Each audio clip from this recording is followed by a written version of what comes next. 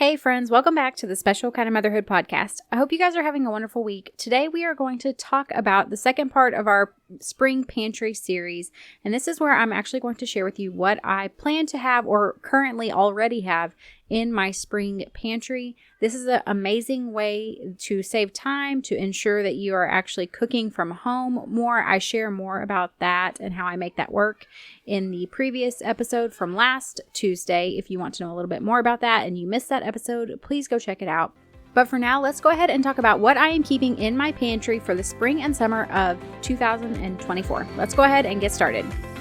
Hi friend, do you dream of having a garden but you don't know where to start? Do you want to switch to more natural products but feel overwhelmed by all the options? Do you believe that a holistic lifestyle would help your special needs kiddo but you're daunted by all the information out there? Welcome to the Special Kind of Motherhood podcast, where you will learn how to work towards your dream for homesteading, gardening, and holistic living in small, simple steps that won't overwhelm you. Hi, I'm Ashley. I'm a wife, Jesus follower, and mom to some amazing kids. As some of my kids began experiencing health struggles and developmental delays, I decided it was time to switch to a holistic lifestyle. I quickly became stressed out and burnt out, feeling like I needed to change everything at once. I finally realized that I had to start making one small change at a time, then build from there. I learned to walk this holistic journey in a way that works for me and my family, without stress or overwhelm or constantly feeling like I wasn't doing enough. If you're ready to hear from another mama who understands what it's like to have no time and who can help you make changes towards better health for your family in a way that works for your specific life, then this is the podcast for you. Pop in your earbuds, reheat your coffee for the third time, and let's do this.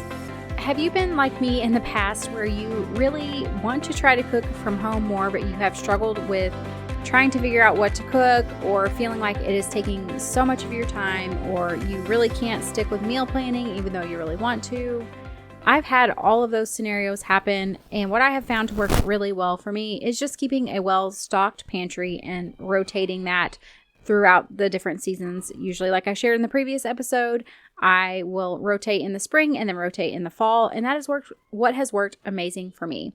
But maybe you're like me and you're trying to get started. You feel like this might be a good alternative for you, is just to keep a well-stocked pantry and then have like 10 to 12 meals that you can rotate out throughout the upcoming spring and summer seasons, but you're not really sure where to get started. And I would say, first and foremost, go ahead and make sure that you're looking at the foods your family really likes to eat and building a list off of that. And then you can always add in new things or different recipes you want to try as you feel like you're able to, just based off of your time and your capacity to try out new recipes.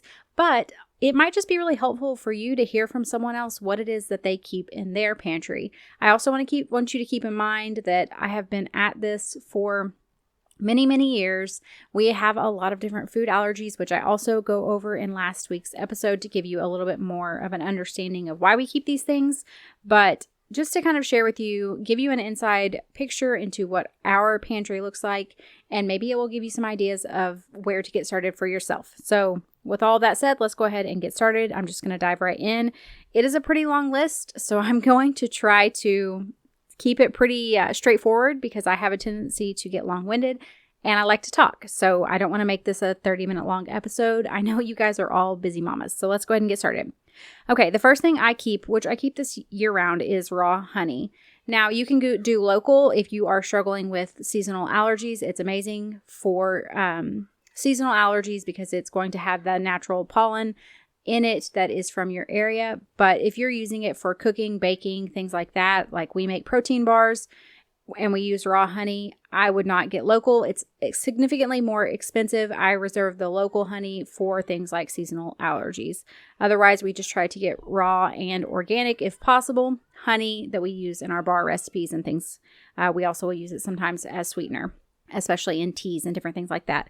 Another thing that we keep is maple syrup. Maple syrup works really well as well for a sweetener. You could also use it for pancakes, anything like that. I like having it on hand. Cane sugar is our sweetener of choice for my kids. If I'm baking my husband something, if I'm baking something to give to family members, or we're having a birthday party at our house here for a family member and I want to make them a cake, then I typically will use an organic cane sugar. I prefer that over the heavily processed white sugar. Monk fruit I keep on hand, as well as brown sugar Truvia.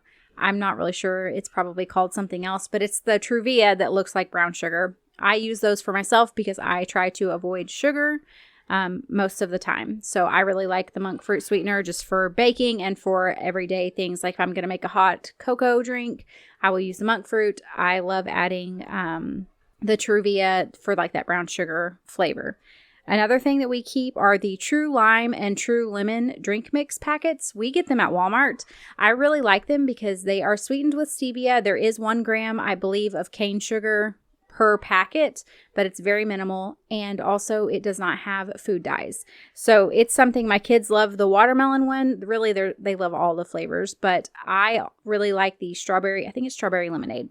They have a bunch of different flavors. We really like them. I will dilute them way down for my kids and they drink it as a juice as opposed to like a fruit juice or something like that. And I will use it for myself to increase my water intake.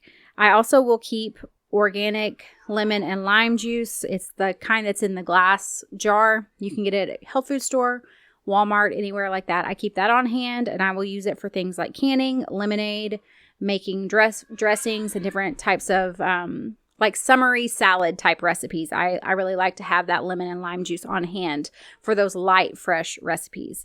I also will keep white vinegar on hand. We use this as well for canning, and I will use it in my laundry. I use it as like basically a fabric softener as opposed to using more of a conventional, heavily scented fabric softener. I keep apple cider vinegar on hand. I prefer the apple cider vinegar with the mother in it just because it's going to have those good probiotics in it, which are just going to be beneficial for your gut health as well. And I will use it for things like making some kind of salad dressing or, again, similar to the lemon and lime juice, some kind of light, more like spring vegetable type of recipe. I tend to use apple cider vinegar a lot for that. I also have a gluten-free bread recipe that requires apple cider vinegar, and I will make that for my kids. And so I like to keep it on hand. Usually we keep a gallon of it, but it lasts me a long time because I don't have to use a lot at one time. So that works well for us. Another thing that I will keep on hand is coconut oil. Again, some of us avoid dairy, so having coconut oil is a good alternative for butter. We keep both the refined, which is not going to give you that strong coconut oil flavor, and we also keep the unrefined, and we try to do both organic. I will use the unrefined for recipes where I don't mind having the coconut flavor.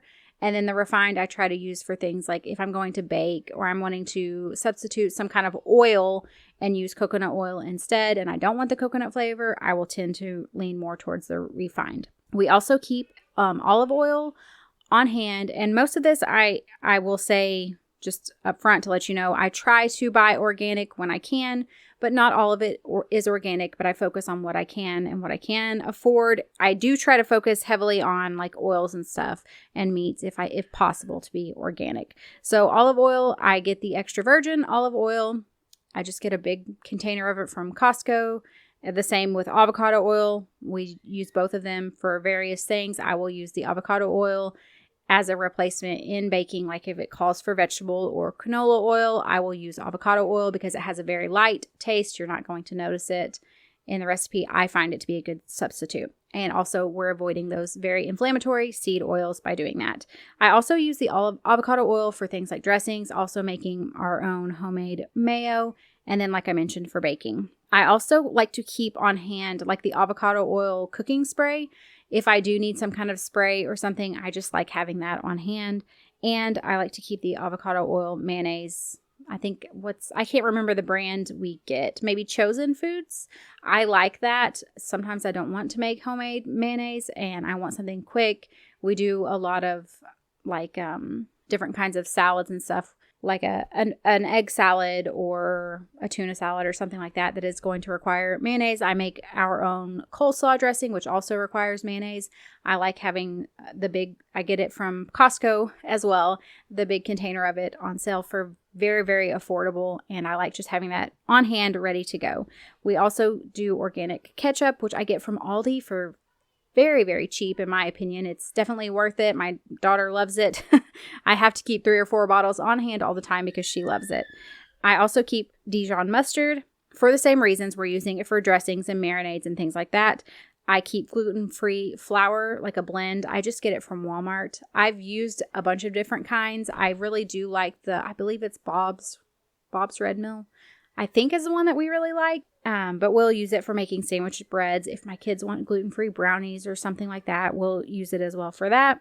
And for myself, I like to keep coconut flour and almond flour on hand, as well as ground flaxseed meal. I can use those three to make up a blend that is going to be gluten-free, but also grain-free for me if I want to make some kind of sweet treat for myself or something like that. I don't do that a lot. One, I don't have the time, and two, I don't enjoy them that much. There are certain things, like there's some brownies that I really do like, but for the most part, I don't really enjoy it that much. It's not worth my time. I would prefer to just eat like some sugar-free peanut butter cups, like Lily's dark chocolate, or some like the Lily's peanut butter cups, or just eat 85% dark chocolate if I want something sweet. So for me, I do keep these on hand, but I don't go through them very quickly. So I tend to keep especially the almond flour in the freezer just so that it will last longer without going rancid. And I also keep cocoa powder on hand and cacao. I like the cacao personally whenever I'm going to make like a hot cocoa at night, which I love to do for bedtime. And I will add canned coconut milk, like, I don't know, a quarter cup for that good fat content to help myself sleep better. I also will add it to our kids' drinks around bedtime as well. But the cocoa powder we use, I make chocolate syrup for my kids. I have kids who really like chocolate milk, and I need to hide some of their supplements in some kind of drink. And the only way I can do it for them is to give them chocolate milk. So I have just started making our own chocolate milk, or sorry, not chocolate milk, but chocolate syrup, because I can control, there's no preservatives in it. It's just our organic cane sugar and then the good quality cocoa powder and some water. I believe that's all that's in it. A little bit of vanilla. And it's very simple. I can make enough to last us several weeks at a time. And then I get to control the quality of ingredients in there as well. And I also keep peanut butter on hand. We keep a good amount of peanut butter on hand because I have kids who like to eat spoonfuls of peanut butter, but also we use them for our protein bars. So my kids, we have some protein bars that we make every week that our kids absolutely love. It is one of the foods that most of my kids will eat, and I do have kids who struggle to eat certain foods and are very specific in what they will eat. So it works well because I'm able to shove a lot of nutrition into these bars and a lot of calories, and I know that it's going to give them a good variety of nutrients. So peanut butter is a must-have for us.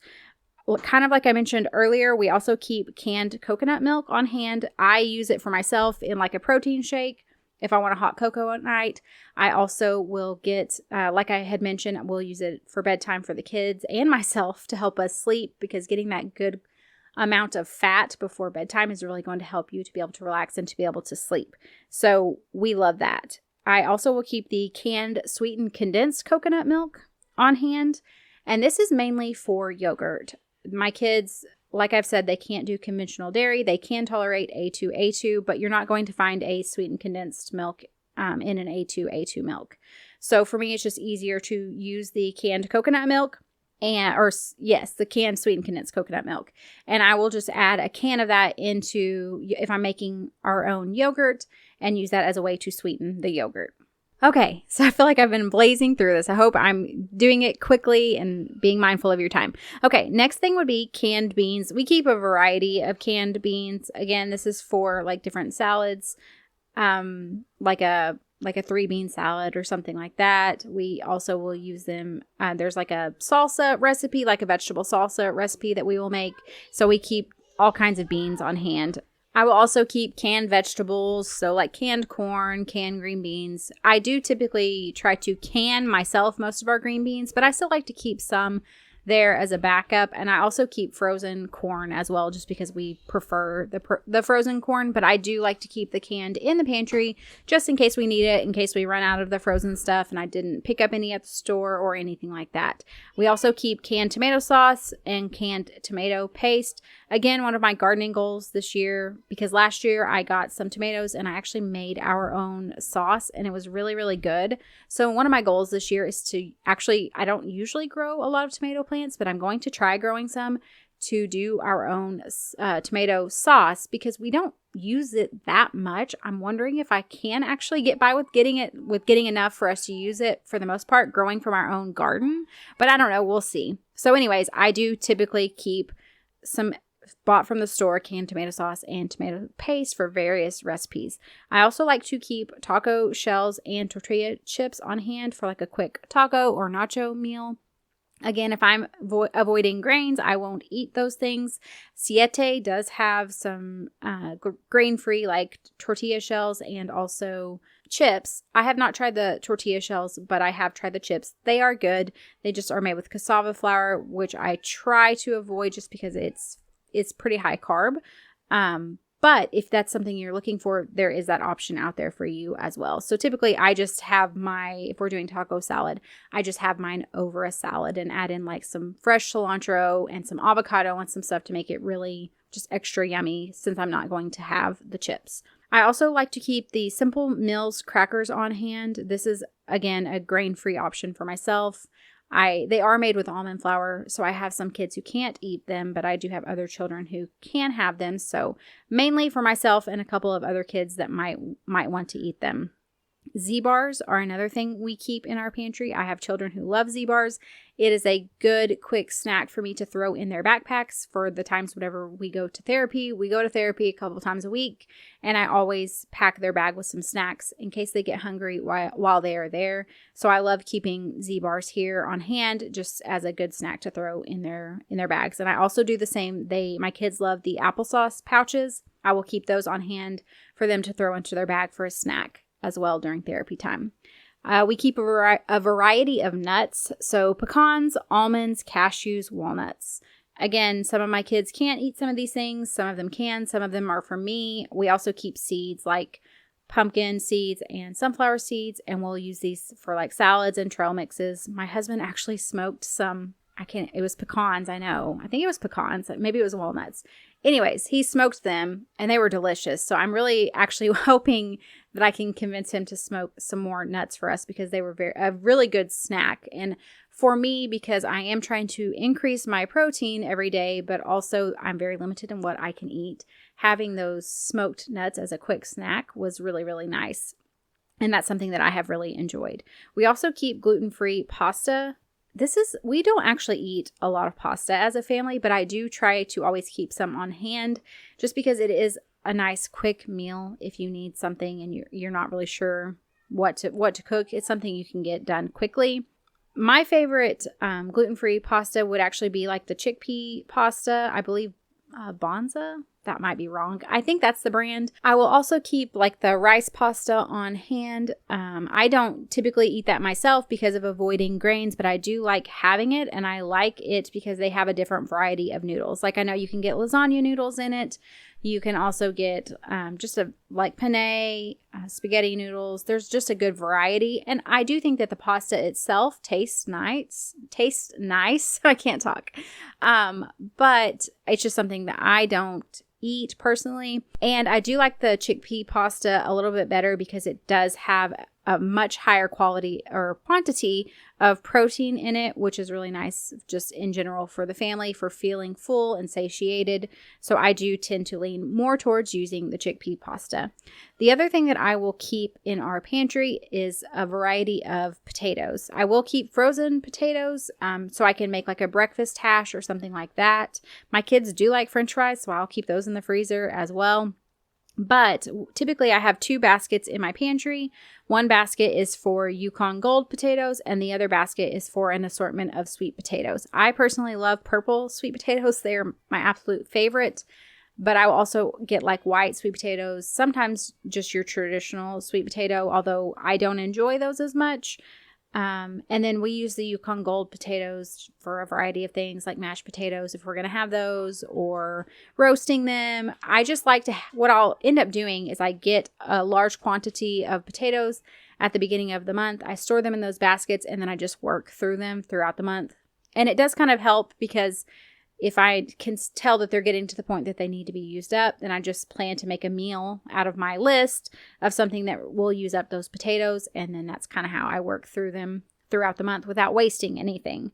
The last thing that I keep in my pantry is actually mason jars and lids for canning. I also store a lot of my food in mason jars. I will wash like fruits and vegetables and stuff and store those in the refrigerator in mason jars. I just have a lot of use for mason jars. So we have an entire cabinet or like a entire shelf in one of our cabinets that stores our mason jars, and that works really well.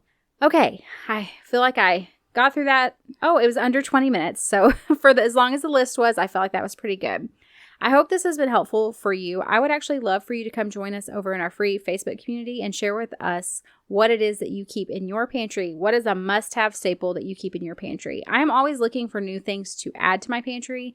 I am actually guilty of watching like Costco or Sam's Club grocery shopping hauls on YouTube because it gives me ideas of new things to try, especially like gluten-free hauls or something like that. So I would love to hear from you if you have something that you absolutely love keeping in your pantry or that your kids love. It may give me some new ideas, and I'm sure the people over in our free Facebook community would love the ideas as well. So come over there. I'll have a post about this podcast episode there, and you can share with us there what it is that you keep in your pantry at all times. You can find us at bit.ly/motherhoodcommunity. I hope I see you there, and I hope you guys have a wonderful week.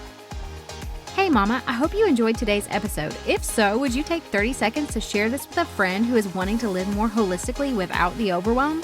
Also, don't forget to head over to Apple Podcasts to leave me a review. It blesses and encourages me to know that this show is helping you. All right, friends, it's time for me to go work in the garden and make some homemade bone broth. I will see you back next week.